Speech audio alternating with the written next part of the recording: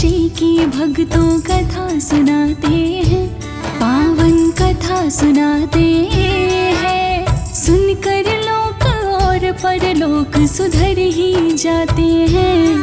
हम कथा सुनाते हैं, हम योगिनी एकादशी की भक्तों कथा सुनाते हैं, पावन कथा सुनाते हैं। सुनकर लोक और परलोक सुधर ही जाते हैं। हम कथा सुनाते हैं।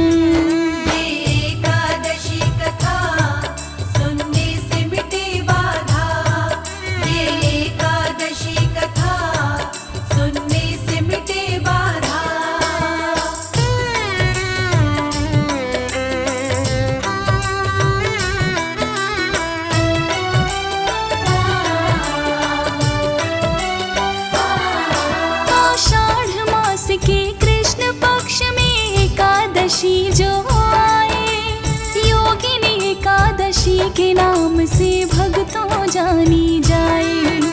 श्री विष्णु भगवान की इसमें की जाती भक्ति, व्रत करने से मिलती है सब पापों से मुक्ति।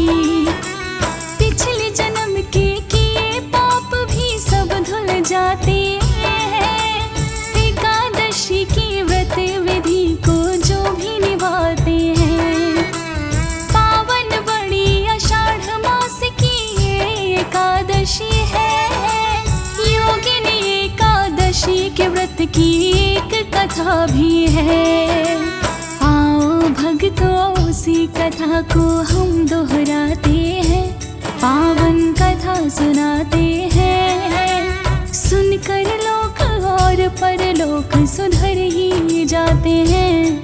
हम कथा सुनाते हैं। एकादशी कथा सुनने से मिटे बाधा, ये एकादशी कथा सुनने से मिटे बाधा।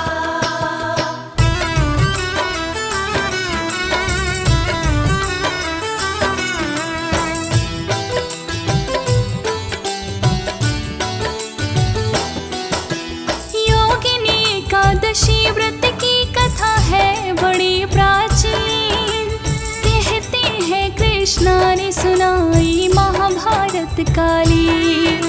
समय समय पर पांडव उनके पास में आते थे। धर्म का मार्ग श्री कृष्णा ही उन्हें बताते थे। कभी युधिष्ठिर कभी भीम को उन्होंने कथा सुनाई। अर्जित करते ज्ञान उन्हीं से पांचों पांडव भाई। फिर से आज युधिष्ठिर श्री कृष्णा के पास आए। बोले योगिनी एकादशी की हमको कथा सुनाए। श्री कृष्णा कहते हैं युधिष्ठिर सुनते जाते हैं, पावन कथा सुनाते हैं। सुनकर लोक और परलोक सुधर ही जाते हैं। हम कथा सुनाते हैं।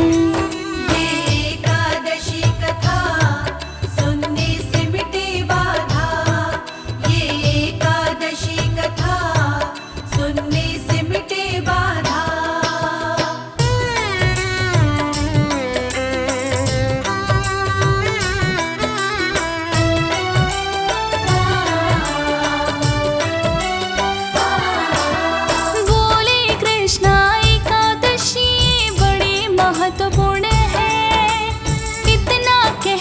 कथा का करने लगते वर्णन है। ध्यान पूर्वक सुनना जो मैं कथा सुनाऊं आज।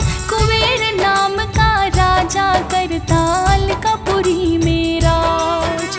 धर्म परायण था राजा, करता था शिव की भक्ति। करता विनती है भोले देना पापों से मुक्ति। था राजा का फूल तोड़ कर पूजा के लिए वो ही लाता था। जिन फूलों को कुबेर राजा शिवलिंग पे चढ़ाते हैं, पावन कथा सुनाते हैं। सुनकर लोक और परलोक सुधर ही जाते हैं। हम कथा सुनाते हैं। ये एकादशी कथा सुनने से मिटे बाधा। ये एकादशी कथा सुनने से मिटे बाधा।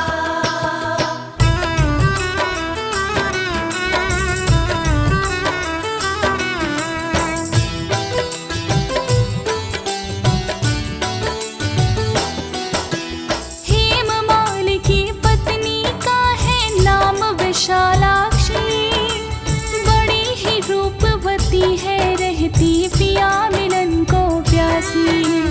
हेममाल भी पत्नी को तो प्रेम बड़ा करता है, पर राजा की सेवा में दिन उसका गुजरता है। मान सरोवर से प्रातः वो पुष्प पूजा के लाता, और राजा की सेवा करके अपना समय बिताता। हेममाल एक दिन आया था पुष्प ही लेने को, विशालाक्षी भी आ गई सामने उसकी पत्नी जो। काम बाण फिर हेममाल पर चल ही जाते हैं। पावन कथा सुनाते हैं। सुनकर लोक और परलोक सुधर ही जाते हैं। हम कथा सुनाते हैं। ये एकादशी कथा सुनने से मिटे बाधा। ये एकादशी कथा सुनने से मिटे बाधा।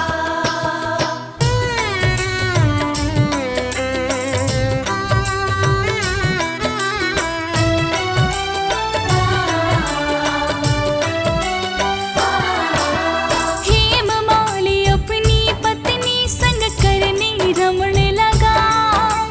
पुष्प भी ले जाने पूजा को वो तो भूल गया। हेममाल ना आया, राजा राह देख रहा है। प्रातःकाल पूजा का समय वो भी बीत गया है। राजा कुबेर ने अपने सैनिक फिर तो बुलवाए। जाकर देखो पुष्प पूजा के अब तक क्यों ना आए। राजा के सैनिक देखने जो ही आए हैं, हेममाल को पकड़ के सभा में लाए हैं। पत्नी संग कर रहा रमण ये भी बतलाते हैं। पावन कथा सुनाते हैं। सुनकर लोक और परलोक सुधर ही जाते हैं। हम कथा सुनाते हैं। ये एकादशी कथा सुनने से मिटे बाधा। ये एकादशी कथा सुनने से मिटे बाधा।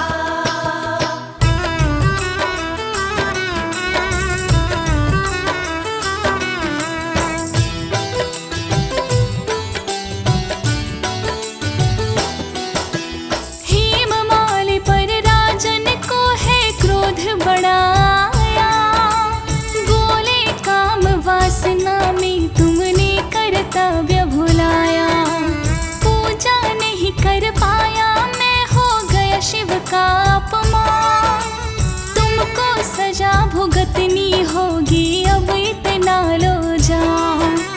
देता हूँ मैं श्राप, तुम्हें ना अब ये कर पाओगे।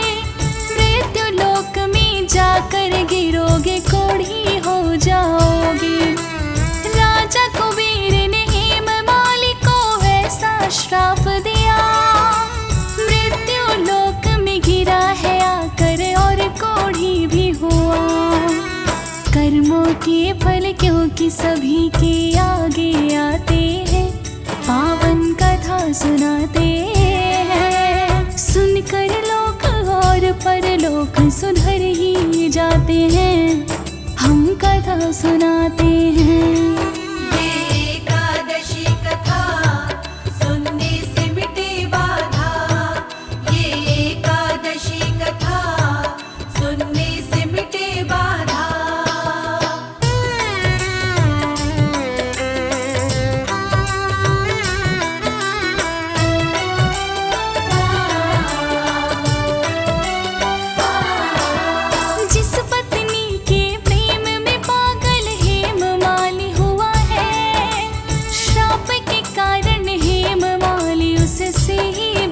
गया है।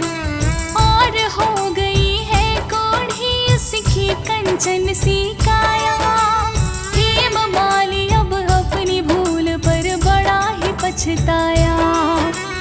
पत्नी भी अब पास नहीं और ना कोई सुख ही रहा। मन ही मन में सोच रहा ये मैंने कर दिया क्या। अपने कुकर्मों को याद करके वो बड़ा ही पछताया। विचरण करते करते हिमालय पर्वत पर आया। ऋषि मार्कंडेय वहाँ उसको मिल जाते हैं, पावन कथा सुनाते हैं। सुनकर लोक और परलोक सुधर ही जाते हैं, हम कथा सुनाते हैं।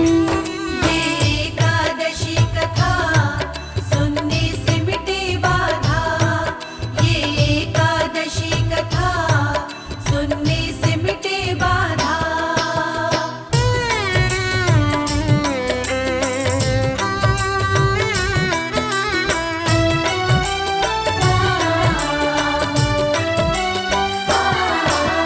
हेममाली ने ऋषिवर के चरणों में शीश झुकाया। उसकी हालत देख ऋषि को तरस बड़ा ही आया। ऋषि मार्कंडेय ने कारण जब है जानना चाहा। दुखी मन से फिर हेममाली ने सारा ही हाल बताया। कहने लगा मैं पत्नी मोह में कर्तव्य अपना भूला, जिसके कारण राजा कुबेर से मुझको श्राप मिला।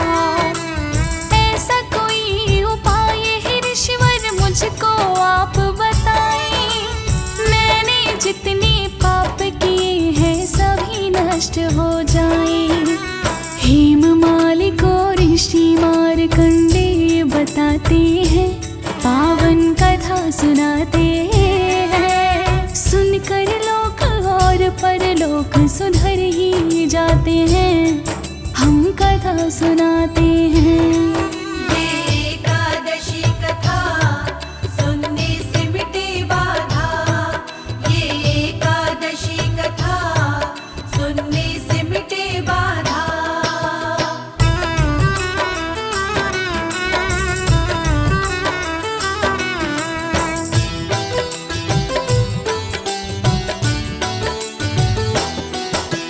हेममाली की हालत पर जब तरस उन्हें आया, ऋषि मार्कंडेय ने उसको यही उपाय बताया।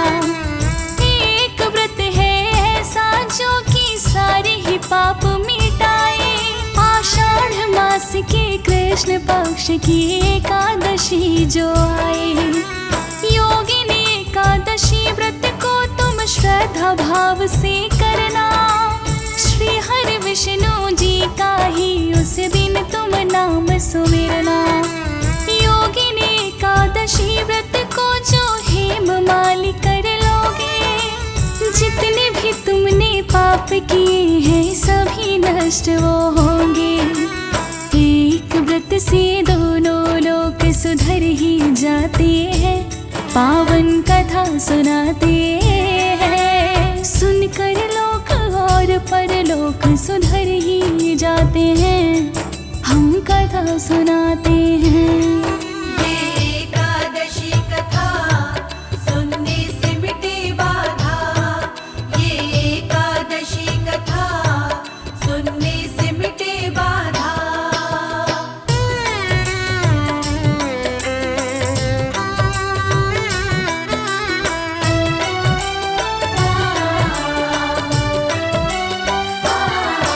आषाढ़ मास के कृष्ण पक्ष में आए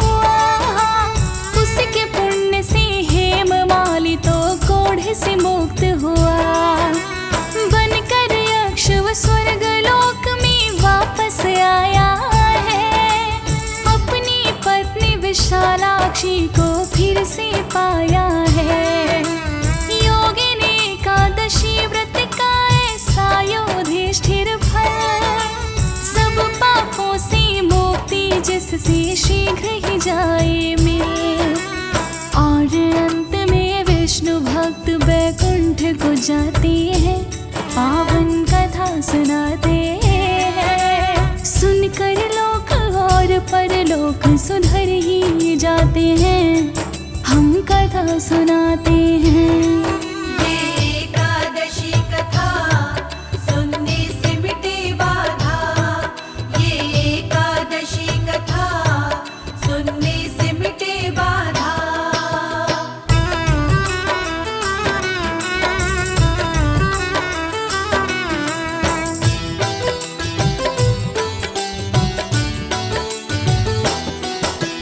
योगिनी एकादशी व्रत की भक्तों कथा यही है।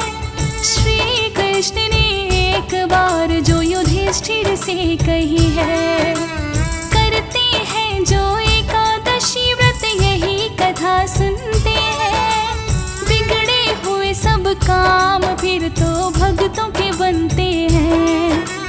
योगिनी एकादशी व्रत ये बड़ा फलदायी है, एकादशी की व्रत कथा ये मैंने सुनाई है।